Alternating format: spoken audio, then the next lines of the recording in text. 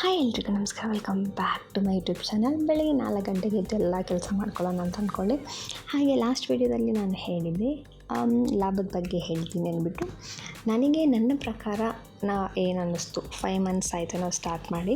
So 5 ಮಂತ್ಸಿಂದ ಏನು ಅನ್ನಿಸ್ತು ಅದನ್ನು ಮಾತ್ರ ನಾನು ನಿಮ್ಮ ಹತ್ರ ಶೇರ್ ಮಾಡ್ಕೊತಾ ಇದ್ದೀನಿ. ಹಾಗೆ ಇಲ್ಲಿ ಸ್ವಂತ ಜಮೀನು ಬಾಡಿಗೆ ಜಮೀನು ಮಾಡೋರಿಗೂ ನಾನು ಇಬ್ಬರಿಗೂ ಸೇರಿಸಿ ಹೇಳ್ತೀನಿ.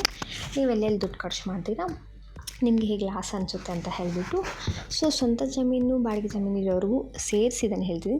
ನಿಮ್ಮ ಹತ್ರ ದುಡ್ಡು ಇದೆ ಅಂದರೆ ಮಾತ್ರ ಶೆಡ್ ಹಾಕ್ಕೊಳ್ಳಿ, ಇಲ್ಲಾಂದರೆ ಶೆಡ್ ಮೇಲೆ ಜಾಸ್ತಿ ಇನ್ವೆಸ್ಟ್ಮೆಂಟ್ ಮಾಡೋಕ್ಕೆ ಹೋಗಬೇಡಿ. ಜಾಸ್ತಿ ಅಂದರೆ ಲೈಕ್ 4 ಲಕ್ಷ 5 ಲಕ್ಷ ಆ ಥರ ಇನ್ವೆಸ್ಟ್ಮೆಂಟ್ ಮಾಡೋಕ್ಕೆ ಹೋಗಬೇಡಿ. ಏನಪ್ಪ ಅಂತಂದರೆ ಆಲ್ಮೋಸ್ಟ್ 1 ಲಕ್ಷ ಒಳಗಡೆ ಮಾಡ್ಕೊಳ್ಳಿ. ಯಾವ ಥರ ಅಂದರೆ ಚಪ್ರ ಥರ ಹಾಕ್ಕೊತಾರೆ, ಮತ್ತು ಕಲ್ಲುಗಳಲ್ಲಿ ಹಾಕ್ಕೊತಾರೆ, ಈ ಹಳ್ಳಿ ಕಡೆ ಹಾಕ್ಕೊತಾರಲ್ಲ ಟಾರ್ಪಲಲ್ಲಿ, ಆ ಥರ ಹಾಕ್ಕೊಳ್ಳೋಕೆ ಟ್ರೈ ಮಾಡಿ. ಏನಪ್ಪ ಅಂತಂದರೆ ಶೆಡ್ ಮೇಲೆ ಇನ್ವೆಸ್ಟ್ಮೆಂಟ್ ಮಾಡಿದ್ರೆ ನಿಮ್ಗೆ ಅದು ರಿಟರ್ನ್ ಆಗೋ ಥರ ಇರಬೇಕು. ಸೊ ಶೆಡ್ ಮೇಲೆ ಮಾಡಿದ್ರೆ ರಿಟರ್ನ್ ಆಗೋಲ್ಲ. ನಿಮ್ಗೆ ಲಾಭ ಬರ್ತಾ ಇದ್ದಂಗೆ ಬೇಕಾದರೆ ನೀವು ಹಾಕ್ಕೋಬೋದು ಶೆಡ್ಡು. ಸ್ಟಾರ್ಟಿಂಗು ಶೆಡ್ ಮೇಲೆ ಇನ್ವೆಸ್ಟ್ಮೆಂಟ್ ಮಾಡಬೇಡಿ. ಇದು ನಮ್ಮ ಎಕ್ಸ್ಪೀರಿಯೆನ್ಸ್ ಪ್ರಕಾರ ನಾನು ಹೇಳ್ತಾ ಇದ್ದೀನಿ. ನಮಗೂ ಹಾಗೆ ಅನಿಸಿದೆ. ಅದಕ್ಕೆ ನೆಕ್ಸ್ಟು ಇವಾಗ ನೀವು ಬಾಡಿಗೆ ಜಮೀನವರಾದರೆ ನೀವು ರೆಂಟ್ ಪೇ ಮಾಡಬೇಕು. ಸೊ ನಿಮಗೂ ಅಲ್ಲಿ ನಿಮ್ಮ ರೆಂಟ್ ಪೇ ಮಾಡ್ತಾಯಿದ್ದೀರಾ, ಅದನ್ನು ಹಸುವಲ್ಲಿ ಲಾಭ ಮಾಡೋಂಗಿರಬೇಕು. ಓಕೆನಾ? ಅಲ್ಲೊಂದು ಹತ್ರ ಬಾಡಿಗೆ ಜಮೀನವ್ರಿಗೂ ಸ್ವಂತ ಜಮೀನವ್ರಿಗೂ ವ್ಯತ್ಯಾಸ ಇದೆ. ಮತ್ತು ಫುಡ್ಡು, ಹಸು ಫುಡ್ ಬಂದುಬಿಟ್ಟು ನೀವು ದುಡ್ಡು ಕೊಟ್ಟು ತೊಗೊಳಂಗಿರ್ಬಾರ್ದು. ನಾನು ಹೇಳ್ತಾ ಇರೋದು ಇಂಡಿ ಬೂಸ ಅದ್ರ ಬಗ್ಗೆ ಅಲ್ಲ. ಇವಾಗ ಡೈರಿ ಫಾರ್ಮ್ ಸಪ್ಪೆ, ಜೋಳ ಸಪ್ಪೆ ಆ ಥರ ಇರುತ್ತಲ್ಲ ಅದ್ರ ಬಗ್ಗೆ. ಮೇವು ಮಾತ್ರ ದುಡ್ಡು ಕೊಟ್ಟು ತೊಗೊಳಂಗಿರಬಾರ್ದು. ಯಾಕಂದರೆ ವರ್ಕೌಟ್ ಖಂಡಿತವಾಗ್ಲೂ ಆಗೋಲ್ಲ, ನಿಮಗೆ ಲಾಸ್ ಅಂತಲೇ ಹೇಳ್ಬೋದು. ಓಕೆನಾ? ಮೇವು ನೀವೇ ಬೆಳೆಸ್ಕೊಳ್ಳೋಂಗಿರಬೇಕು. ಆದಷ್ಟು ನೀವೇ ಬೆಳೆಸ್ಕೊಳಕ್ಕೆ ನೋಡಿ. ಅಲ್ಲೊಂದು ಹತ್ರ ದುಡ್ಡು ಸೇವ್ ಮಾಡ್ಬೋದು. 2 ಪಾಯಿಂಟ್ ಆಯಿತು. ಇನ್ನೊಂದೇನಪ್ಪ ಅಂದರೆ ವರ್ಕರ್ಸು. ನೀವಿವಾಗ ತಿಂಗಳಿಗೆ ಒಂದು 3 ಲಕ್ಷ 4 ಲಕ್ಷ ಬರ್ತಾಯಿದೆ ಅಂದರೆ ಮಾತ್ರ ಕೆಲಸದವ್ರನ್ನ ಇಟ್ಕೊಳ್ಳಿ, ಇಲ್ಲಾಂದರೆ ಕೆಲಸದವ್ರನ್ನ ಇಟ್ಕೊಳ್ಳೋಕೆ ಹೋಗಬೇಡಿ.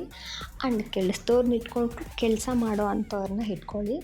ಯಾಕಂತಂದರೆ ನೀವು ಇವಾಗ ಕೆಲಸಕ್ಕೆ ಇಟ್ಕೊಂಡಿರ್ತೀರ, ನೀವು ಅವ್ರನ್ನ ಬಿಟ್ಟು ಎಲ್ಲಾದರೂ ಹೋಗಿರ್ತೀರ, ಅವ್ರು ಕೆಲಸ ಮಾಡಲ್ಲ. ಆಮೇಲೆ ಇವಾಗ ಹಸುಗಳಂದಮೇಲೆ ನೋಡಿ, ಇವಾಗ ಅವಿ ಒಬ್ಬನೇ ಹಾಲು ಕರೆದು ಕೊಡೋದು. ನಾವು ಯಾರಾದರೂ ಸ್ವಲ್ಪ ಜಸ್ಟ್ ಓಡಾಡಿದ್ರೂ ಹಾಲು ಕೊಡೋದೇ ಇಲ್ಲ, ಆ ಥರ ಬಿಹೇವ್ ಮಾಡ್ತವೆ.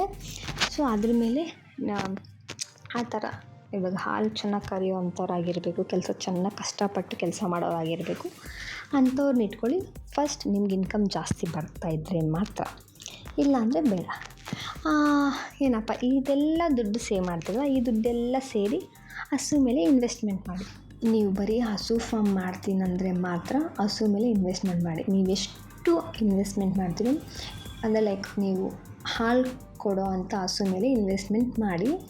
ಅದರಲ್ಲೂ ನೀವು ಅಕಸ್ಮಾತ್ ಇವಾಗ ಕಟ್ಟಿರೋ ಹಸು ತೊಗೊತೀನಿ ಅಂದರೆ ಫಸ್ಟ್ ಕರು ಇಲ್ಲ ಸೆಕೆಂಡ್ ಕರು ಅಂಥ ಹಸುಗಳು ತೊಗೊಳ್ಳಿ. ಯಾಕಂದರೆ ಒಬ್ಬೊಬ್ಬರು 9 ತಿಂಗಳು ಕರೆದಿರ್ತಾರೆ, ಅದು ಹಾಲು ಕೊಡೋದಿಲ್ಲ, ತುಂಬ ಕಷ್ಟ ಆಗುತ್ತೆ.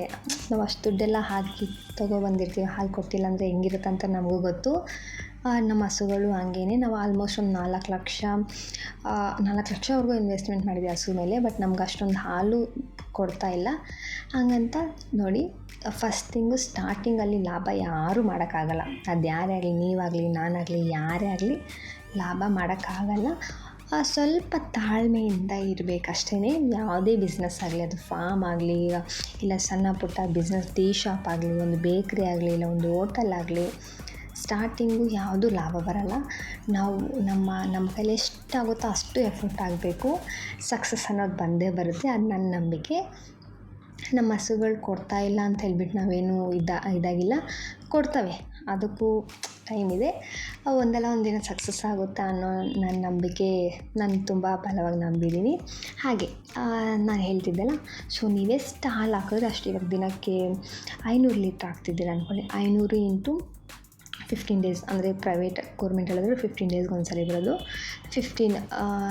7,500 ಇಂಟು 34 ಹಾಕಿದ್ರೆ ನಿಮ್ಗೆ ಏನಿಲ್ಲ ಅಂದರೂ 2.5 ಲಕ್ಷವರೆಗೂ ಬರುತ್ತೆ. ಅದರಲ್ಲಿ ಅಟ್ಲೀಸ್ಟ್ 30-40% ಹಸುಗೆ ಹೋಗುತ್ತೆ. ಯಾಕಂದರೆ ಹಿಂಡಿ ಬೂಸಾಗೆಲ್ಲ ಇಡಬೇಕು, ಮತ್ತು ಅವು ಹುಷಾರಿಲ್ಲ ಅಂದರೆ ಮೆಡಿಸನ್ಸು, ಡಾಕ್ಟರ್ ಖರ್ಚೆಲ್ಲ ನೋಡ್ಕೋಬೇಕಲ್ಲ. ಅದಕ್ಕೆ ಸೊ 30-40% ಅವಕ್ಕೂ ಖರ್ಚಾಗ್ತವೆ. ಎಲ್ಲ ನಿಮಗೆ ಅಂತಲೂ ಹೇಳೋಕ್ಕಾಗಲ್ಲ. ಅದೆಲ್ಲ ಬಿಟ್ಟು ಉಳಿದಿದ್ದು ನೋಡಿ ನಿಮ್ಗೆ ಹೇಗೆ ಅನ್ನಿಸುತ್ತೆ. ಇವಾಗ ನಿಮಗೆ ಬಾಡಿಗೆ ಇರಲ್ಲ, ವರ್ಕರ್ಸ್ ಇರಲ್ಲ, ಮೇವು ನೀವೇ ಬೆಳ್ಕೊತೀರ ಅಂದರೆ ನಿಮಗೆ ಲಾಭ ಅಂತಲೇ ಅನಿಸೋದು. ಖಂಡಿತ ಹೈನುಗಾರಿಕೆ ಲಾಭ ಇದೆ, ಬಟ್ ಕಷ್ಟ ಪಡಬೇಕು, ತಾಳ್ಮೆಯಿಂದ ಇರಬೇಕಷ್ಟೇ ನನಗೆ ಗೊತ್ತಿರೋ ಪ್ರಕಾರ. ಸೊ ಬಾಡಿಗೆ ಮಾಡೋರು ಅದೇ ಇದು ಬಾಡಿಗೆ ಹೋಗುತ್ತೆ, ಮತ್ತು ವರ್ಕರ್ಸ್ ಇದ್ದರೆ ವರ್ಕರ್ಸ್ಗೂ ಹೋಗುತ್ತೆ, ಅವ್ರಿಗೆ ಸ್ವಲ್ಪ ಕಮ್ಮಿ ಅನಿಸುತ್ತೆ ಅವಾಗ ಲಾಭ. ಸೊ ನಿಮ್ಮ ಕೈಲಿ ಎಷ್ಟಾಗುತ್ತೋ ಅಷ್ಟು ಹಸು ಮೇಲೆ ಇನ್ವೆಸ್ಟ್ಮೆಂಟ್ ಮಾಡಿ ನೀವು ಎಷ್ಟು ಹಾಲು ಹಾಕ್ತೀರೋ ನಿಮ್ಮ ಕೈಲಿ ಎಷ್ಟು ಸಾಧ್ಯ ಆಗುತ್ತೋ ಅಷ್ಟು ಹಾಲು ಹಾಕಿ. ಸೊ ನಿಮಗೆ ಲಾಭ ಅನ್ನೋದು ಖಂಡಿತ ಸಿಗುತ್ತೆ. ಸ್ಟಾರ್ಟಿಂಗು ಯಾರು ಲಾಭ ನೋಡಬೇಡಿ, ನಿಮ್ಮ ಎಫೋರ್ಟ್ನ ಹಾಕಿ ನೀವು ಖಂಡಿತವಾಗ್ಲೂ ಸಕ್ಸಸ್ ಆಗೇ ಆಗ್ತೀರಾ. ಒಂದು ಸತಿ 2 ಸತಿ ಲಾಸ್ ಆಯ್ತಂತ ಮಾತ್ರ ಬಿಡೋಕ್ಕೆ ಹೋಗಬೇಡಿ. ಅದು ಖಂಡಿತ ಲಾಸ್ ಅನ್ನೋದು ಇದ್ದೇ ಇರುತ್ತೆ ಎಲ್ಲ ಬಿಸ್ನೆಸ್ಸಲ್ಲೂ. ಹಾಗಂತ ನೀವು ಕೈ ಬಿಟ್ಟರೆ ಅದು ಆದಂಗೆ ಹೋದಂಗೆ ಕಂಟಿನ್ಯೂಸ್ಲಿ ಎಫರ್ಟ್ ಹಾಕ್ತಾಯಿರಿ, ನೀವು ಸಕ್ಸಸ್ ಆಗೇ ಆಗ್ತೀರಾ. ಹಾಗೆ ನಿಮ್ಮ ಜೊತೆಗೆ ನಾನು ಕೂಡ ನಾನಲ್ಲ ನಾವು ಸಕ್ಸಸ್ ಆಗಲಿ ಅಂತ ಬ್ಲೆಸ್ ಮಾಡಿ. ಆ್ಯಂಡ್ ವಿಡಿಯೋ ಹೇಗೆ ಅನ್ನಿಸ್ತು ಅಂತ ಕಮೆಂಟ್ ಬಾಕ್ಸಲ್ಲಿ ತಿಳಿಸಿ. And thank you for watching.